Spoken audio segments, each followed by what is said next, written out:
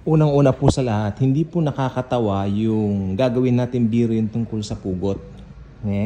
Ako naman, maganda naman pong pagtanggap ko dun sa mga reactions ninyo. Pero tandaan po ninyo, yung pugot, isa po siyang biblical na katotohanan, nakalagay po sa Revelation chapter 20, verse 3 yan kung di ako nagkakamali. So ito po ay talagang maliwanag. Sa English, mas maganda, those were being beheaded because of Christ Jesus our Lord. Nakalagay po yan doon. Maliwanag po yan.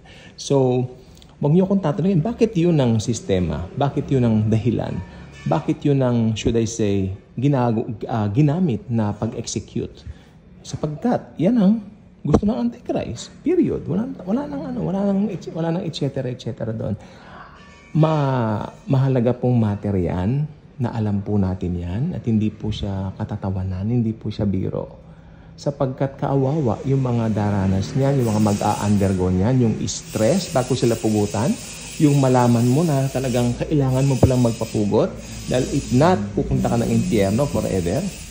At kung hindi ka naman magpapapugot, pansamantalang ligaya dito, may impyerno ka. Ngayon, pa nagpapugot ka naman, di ba? Langit ka. Kaya may stress yung mga magdidesisyon na magpapugot. Kasi matatakot sila pag dumating na yung araw ng execution. Halimbawa, sabi mo doon sa magpapapugot, bibigyan ka namin ng last meal, yung mga pinakamasarap na meal. Abay, hindi rin makakakain yan. Kaya sabi nga ng mga ibang mga kaibigan ko, yung mga bibitayin, gusto mong mag-reduce. Yung pag nalaman mong bibitayin ka na, marireduce ka talaga. Talagang mai-slim ka. Kasi mai-stress ka ng gusto. Biro nga lang po yun. Pero hindi po biro yung tungkol sa pagpapapugot. Dahil yan po ay nakakalungkot na katotohanan na yan ang kinahinatnan ng mga tao na ayaw mag-agree sa gospel ni Christ. Napakabait ng Panginoong Kristo. Huwag niyong sasabihin, ito makinig pong mabuti, ulitin ko, hindi ako magsasawa. Huwag niyong sasabihin na wala ng grace doon sa, kung matapos na po yung grace covenant, hindi nangangahulugan na nawala yung awa o habag ng Panginoong Jesus. Paano mo masasabing may grace? Meron mga pagpapapugot, di ba? Yun ang grace. Yung pagpapapugot ay grace. Dahil, pag napugutan ka, pupunta ka pa rin ng langit. Still, may chance ka pa rin na pumunta ng kalangitan.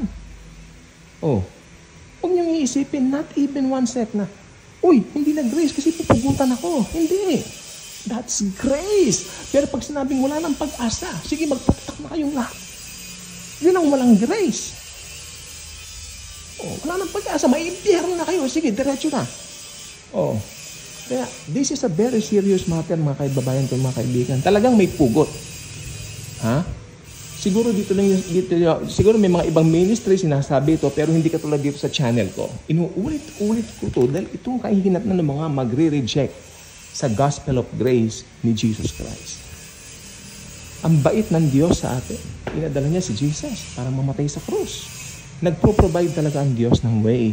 Gusto niya tayo makasama niya forever. Maligtas lahat ng tao, if ever, if possible. But ang tao, hindi naman kasi niya ginawang makina. Kaya ang mga tao ngayon, mag-ooperate sa free will. Amen? May free will ang tao Ano ngayon ang kanyang magiging desisyon? Tatanggapin ba niya ang biyaya, ang gospel, o i-reject niya yung biyaya ni Jesus? Nasa kanila po yun. Pero alam naman natin ang consequence. Kapag dito sa church age, tingnan nyo isipin nyo po ito. Napakagandang isipin ito. Sa church age, kapag hesitant ka, kapag nireject mo ang gospel dito, hindi ba magkakaroon po ng rapture para kunin yung mga believers? Pag na-rapture na tayong mga believers, including, siyempre, believers po tayo. Pag na-rapture na po tayo, yung mga maiiwan ba rito? Siyempre, mga unbeliever yon. Pero tignan nyo, meron pa rin paraan ng Diyos. Gusto pa rin ng Diyos na maligtas sila. Why? Sapagkat meron pa rin option. Ano to?